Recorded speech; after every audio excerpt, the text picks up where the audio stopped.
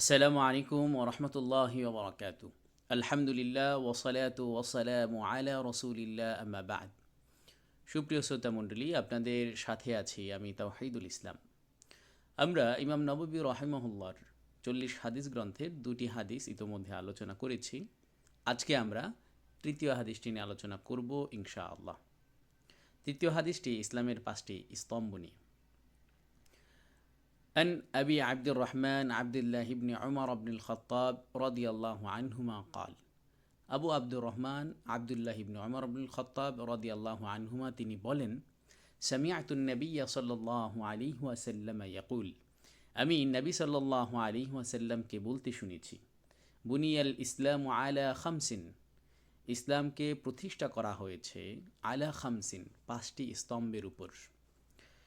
তার একটি হচ্ছে শাহাদাতি আল্লা ইলাহা ইল্লাল্লাহ ওয়া আন্না মুহাম্মাদান রাসূলুল্লাহ, সাক্ষ্য দেওয়া যে আল্লাহ ছাড়া সত্য কোনো মাবুদ নেই এবং মুহাম্মদ আল্লাহর রাসূল।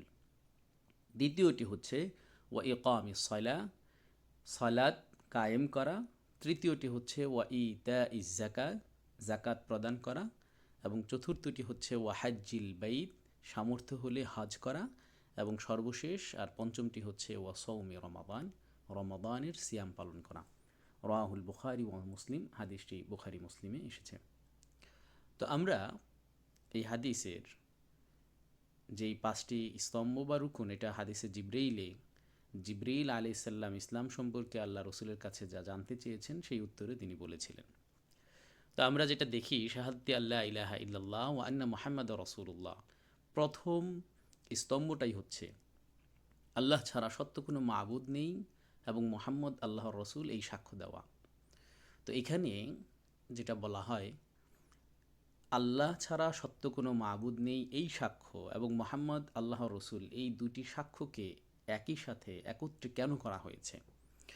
উত্তর হলো, যেটা আমরা এর আগেও আলোচনা করেছি, যে এখানে আমাদের জন্য শিক্ষা যেটা, সেটা হচ্ছে আমি যখন আল্লাহ রাব্বুল আলামিনকে এক ইলাহ হিসাবে, এক মাবুদ হিসাবে মেনে নিব, তারপরই আমার উপর আবশ্যক হচ্ছে মুহাম্মদ সাল্লাল্লাহু আলাইহি ওয়াসাল্লামকে রাসূল হিসাবে মেনে নেওয়া, এবং যেটাই আমাদের যে কোনো আমল কবুল হওয়ার জন্য শর্ত।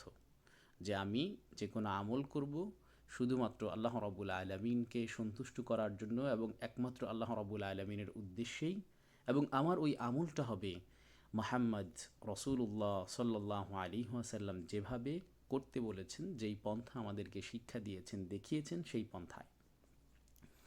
তারপরে এখানে আসলে আমাদের ইসলামের যেই মৌলিক আমরা স্তম্ভগুলো দেখতে পাই, এটার ভিতরে আসলে আমরা যেটা দেখি যে আসলে এখানে আমাদের যেমন শারীরিক ইবাদত রয়েছে আমাদের এই মৌলিক স্তম্ভের মধ্যে, অনুরূপ আমাদের আর্থিক কিছু ইবাদতও রয়েছে। যেমন সলাত আদায় করা, এটা আমাদের শারীরিক ইবাদতের অন্তর্ভুক্ত হবে। আবার জাকাত প্রদান করা, যখন আমার সামর্থ্য হবে তখন আমি জাকাত প্রদান করব, এটা হবে আমার আর্থিক ইবাদত। তারপরে যখন আমার সামর্থ্য হবে আমি তখন হজ করব, এটা হবে আমার তখন যে আর্থিক পাশাপাশি আমার শারীরিক ইবাদত। এখানে একটা বিষয়, যে ইসলামের 5টি রুকুনকে যে রাখা হয়েছে, 5টি যে আরকান করা হয়েছে, এর মধ্যে আমরা একটি বিশেষ হিকমত দেখতে পাই, যে আমার পছন্দনীয় বিষয় ব্যয় করাও রয়েছে, আবার আমার পছন্দনীয় বিষয় থেকে বিরত থাকাও এই 5টি স্তম্ভের মধ্যে আমরা দেখতে পাই। এটা আসলে যেমন আমার শারীরিক শ্রম ব্যয় করা, অনুরূপ এই প্রত্যেকটা বিষয় আল্লাহ রাব্বুল আলামিনের পক্ষ থেকে একটা পরীক্ষা স্বরূপ আমাদের জন্য। আমাদের পছন্দনীয় বিষয় ব্যয় করার বিষয়টা যেটা আমরা দেখি, সেটা হচ্ছে জাকাতের মধ্যে পরিলক্ষিত হয়।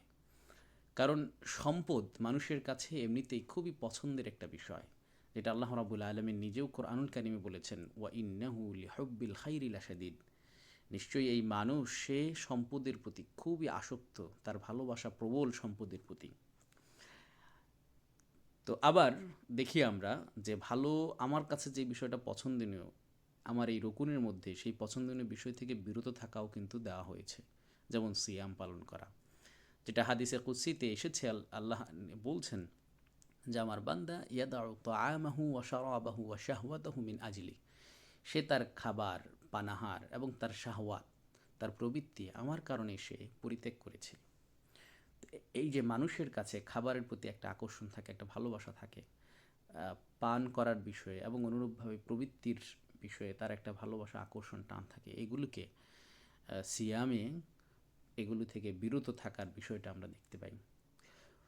তো এই ৫টি যেই স্তম্ভ, এটা বিভিন্ন রকমের এবং বিভিন্ন প্রকারের রয়েছে। এগুলো মূলত আমাদের জন্য পরীক্ষা স্বরূপ আল্লাহ রাব্বুল আলামিন দিয়েছেন। আমরা দেখি অনেকের উপরেই তার জন্য সিয়াম পালন করাটা সহজ, কিন্তু একটা পয়সা আল্লাহ রাস্তায় দান করবে এটা তার জন্য খুব কঠিন বিষয় হয়ে দাঁড়ায়। অনুরূপভাবে কারো কারো উপর নামাজ আদায় করাটা, নামাজ কায়েম করা, সালাত আদায় করাটা, কায়েম করাটা তার জন্য সহজ, কিন্তু সিয়াম রাখাটা তার জন্য আবার কঠিন। এই যে একটা সমন্বয় করা ৫টা স্তম্ভ, সিয়াম, সালাত, জাকাত, এই একটা সমন্বয়, এইটা আমরা আমাদের ইসলামের এই ৫টি স্তম্ভের মধ্যে দেখতে পাই।